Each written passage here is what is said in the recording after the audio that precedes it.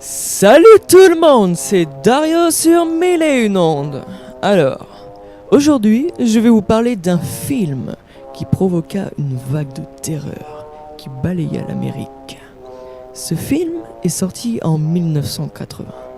Son réalisateur est un homme incroyable, réalisateur d'autres films extrêmement connus comme Orange Mécanique, 2001 l'Odyssée de l'espace, Full Metal Jacket.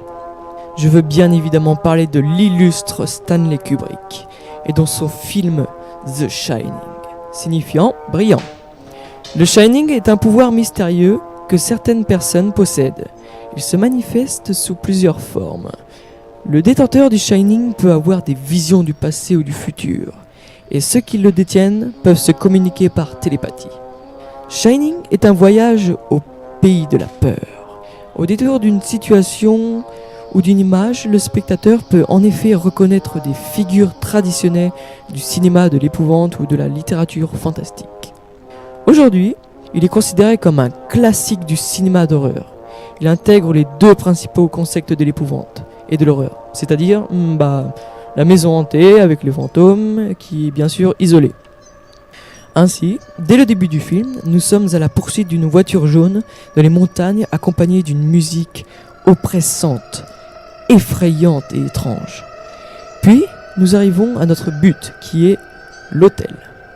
Les acteurs principaux sont le grand Jack Nicholson, reconnu dans d'autres films comme Mars Attack ou dans Batman et bien sûr dans Vol au-dessus d'un nid de coucou. Dans le film, il joue Jack Torrance, un petit écrivain. Shelley Duvall est une actrice qui s'illustre dans le film Annie Hall de Woody Allen. Dans Shining, elle prend le rôle de la femme de Jack, Wendy Torrance.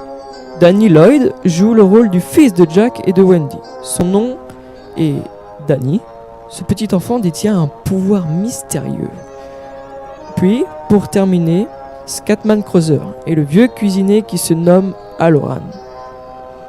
Le Steadicam a beaucoup été utilisé dans ce film. C'est un système de caméra stabilisé par un harnais et un contrepoids qui annule toute vibration de la caméra, même lors de mouvements portés très violents.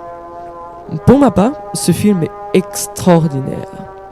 Stanley Kubrick a pu montrer la peur particulièrement grâce à la musique très oppressante, mais aussi à certaines scènes très cultes. Nous montrons la peur et l'horreur. Ce film est un film à revoir des tonnes de fois, vu son important contenu qui est très bien pensé par Stanley Kubrick. Mais il ne faut surtout pas confondre le livre, qui est un livre de Stephen King, où l'histoire n'est presque pas la même. Il faut savoir comparer. C'était Dario sur Mille et une ondes. À bientôt.